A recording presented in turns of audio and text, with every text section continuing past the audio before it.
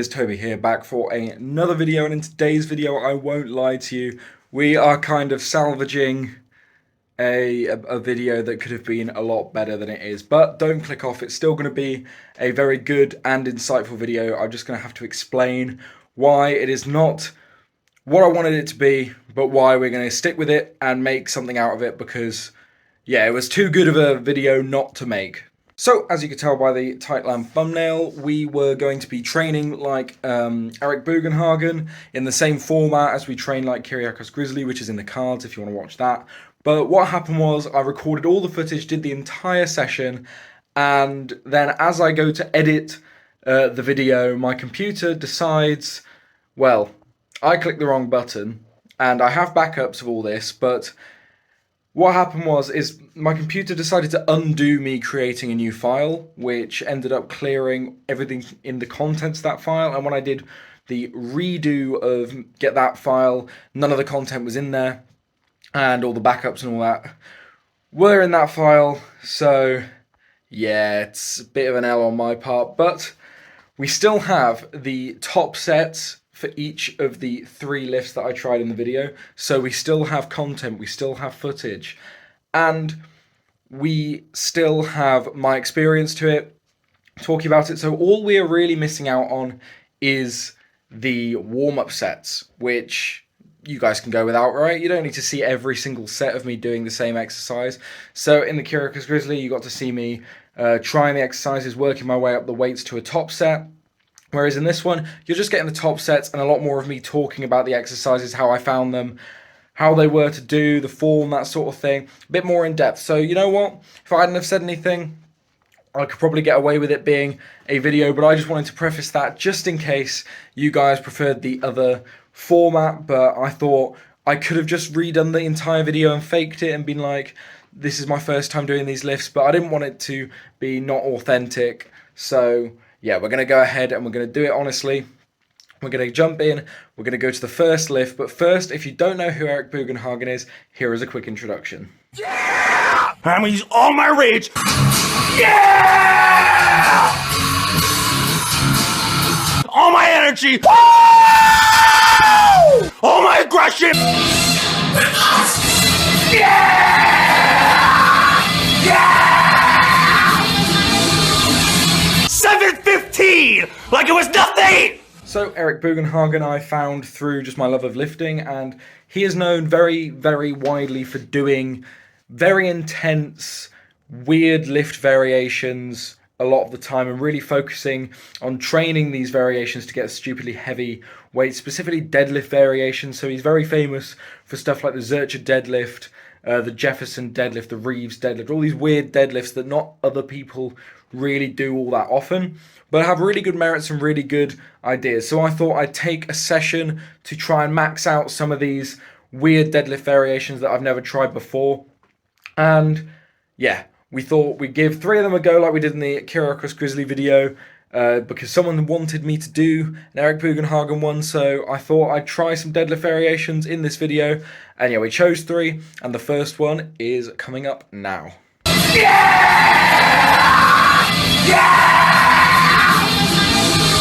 So the Jefferson Deadlift is the first one we're going to be attempting, and well, we did attempt, as I prefaced in the start of the video.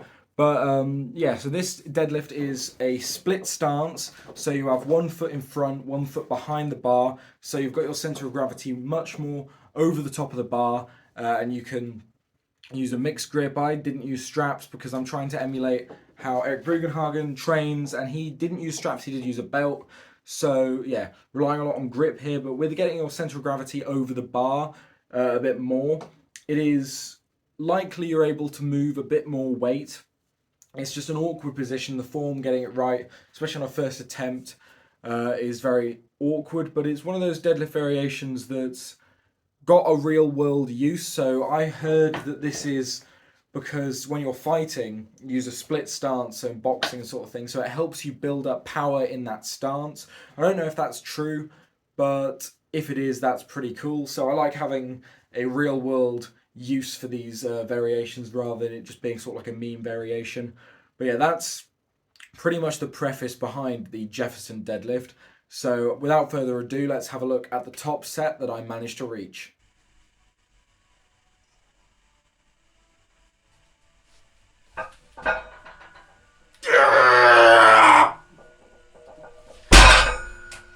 So yeah, 200 kilos, super happy with that. What I really remember thinking about the Jefferson deadlift when I did it was the stance was weird to get into, but once you got used to where your positioning is, much like a conventional deadlift, once you found that groove and stayed in it, you were it was a lot easier to get into that position the next set.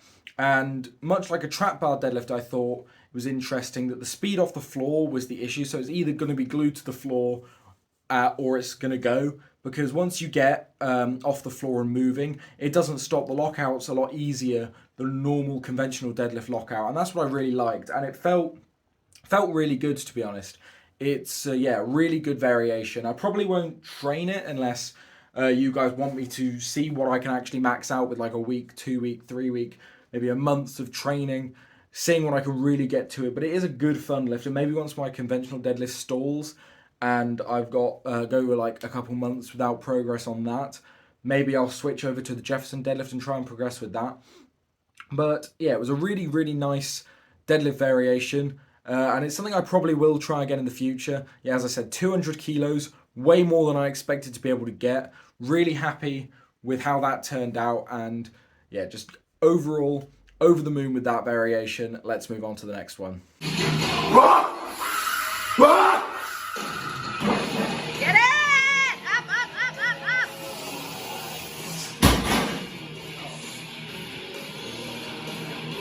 So the next variation we are going to be doing is the hack deadlift, or the behind the back deadlift.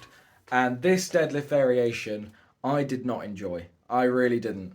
It's a really awkward form. So you use straps with this one, belt, and you stand in front of the bar with your hands behind your back and the bar behind your back. So it's like the opposite of a conventional deadlift, where the bar's in front of you, the bar's behind you, uses a lot more of your leg drive, and you rely a lot less on your back to get it up, which is bad because my back is my strong point. It's a big point for me. It's really good, and you have to sort of do this weird thing about getting your hamstrings and glutes out of the way of the bar as you're coming up. So it's almost like a two-part lift, getting it off the floor and then getting it behind yourself. And I find that I fell over trying to get my stance correct on this. So with the attempt you're about to see, in fact, you know what, I'll just show it you and we will then talk about it afterwards. So we got a 170 kilo behind the back deadlift. Here you go.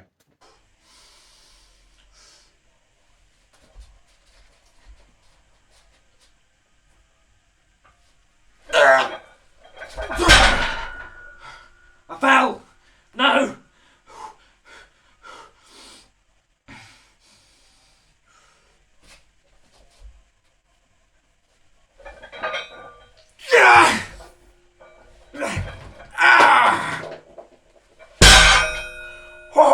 So as you saw there, I actually fell over on my first attempt of the behind the back deadlift of 170, and the second attempt you can see that I stall at the knees because I'm struggling to get my hamstrings out of the way of the bar, and it's just a really horrible deadlift variation that I really just didn't like.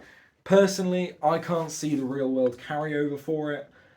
I don't know why you just wouldn't do a conventional deadlift. It seems more like a bit of a meme deadlift. If you do know the real world carryover for a behind the back deadlift like that, please comment down below and let me know, because I really can't see like a use for it as opposed to other exercises.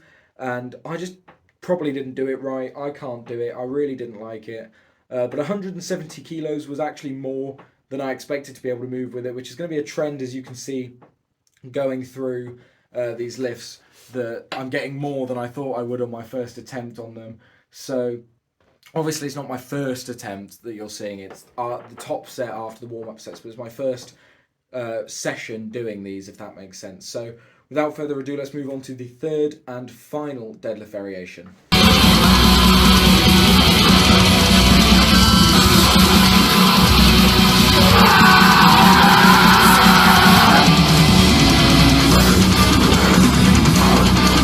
So the third deadlift variation, and probably the most difficult, the most awkward, the most weird looking, one, and probably the most famous deadlift variation that Eric Bugenhagen is known for is the Zercher Deadlift. So it's getting the lift from the floor to the lockout position in the crooks of your elbows, not resting it on the knees, not squat, not a Zercher squat, which is a lot more popular, but the Zercher Deadlift, getting in a really low position. And can I tell you something? This lift is nuts. The pressure you get in your head, the strain your elbows. My elbows are bruised, they hurt, but it was a really good lift, and I had some surprising carryover that I didn't think of at the time. But once doing the lift, I saw where it was working and stuff and what it was really similar to. But first, I'm going to show you the top set of the lift I did, and I surprised myself yet again with getting 100 kilos, which doesn't sound like a lot for a deadlift, but for this one, believe me, it was tough. It was very tough.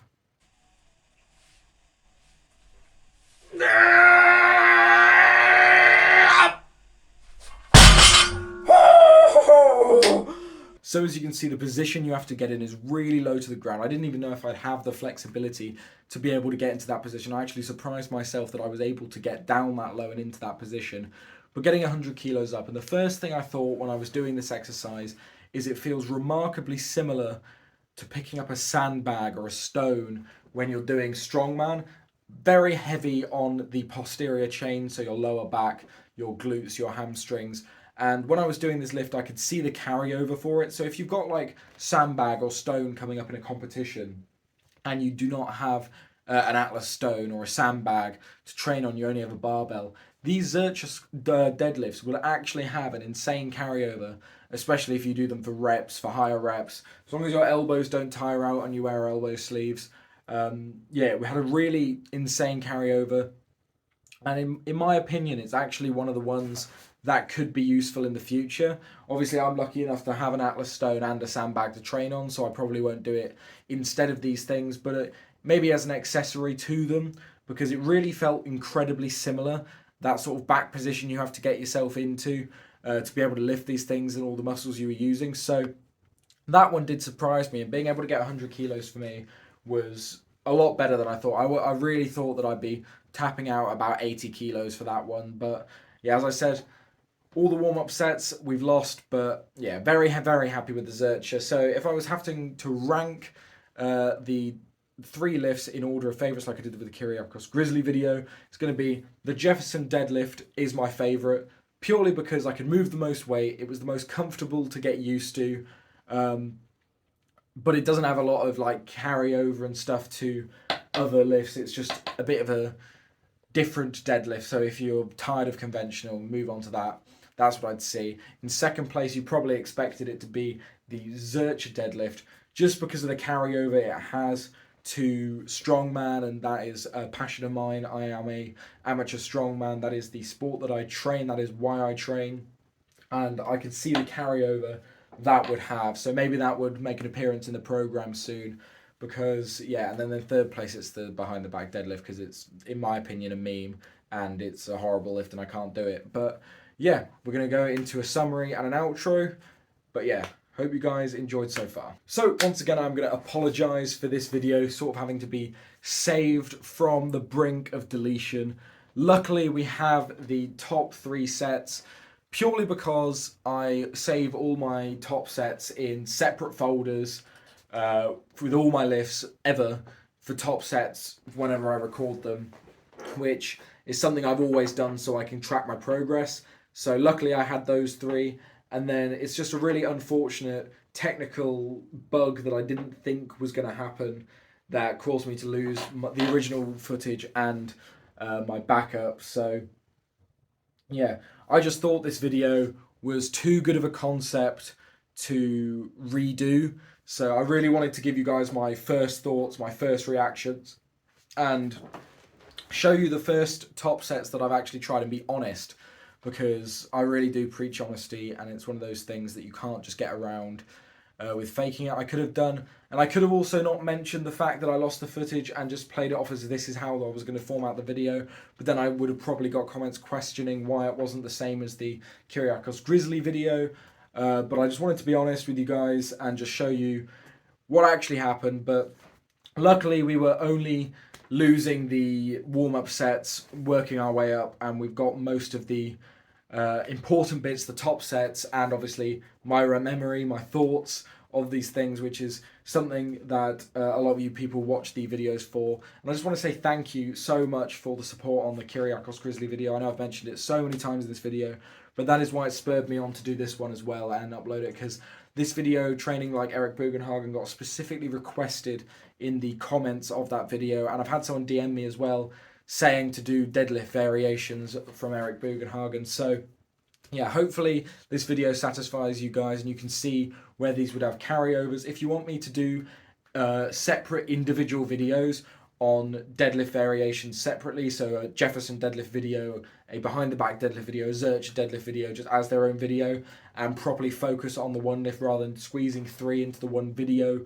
then do let me know in the comments. I'll be more than happy to. I've got a lot of good video ideas coming up, so hopefully you guys enjoyed this one. Hopefully it does just as well as the Kyriakos Grizzly video, and I'm hoping you guys are really enjoying all the videos on the channel, because I'm trying to keep a balance between these new trying to train like other people whilst also keeping on top of my program and showing you guys my personal training as well. So maybe some people want to train like me, then have videos showing you how I train and you can replicate that as well. So thank you guys so much for watching. If you liked the video, please leave a like and a comment down below of anything you want to see, what you liked about the video, what you didn't like, and anyone else you want me to train like in the future. And of course, if you've made it this far and you're still watching but you haven't subscribed, please do stick around, subscribe to the channel. Let's get those numbers up. I know I shouldn't care about the numbers, but I say it every single time. I am a very, very small channel and I really enjoy this hobby. So if we can bump the subscribers up a bit, get a lot more people seeing these videos, it'll make me really happy, and hopefully make the guys watching it as well very happy, because it'll give me the means to do more videos.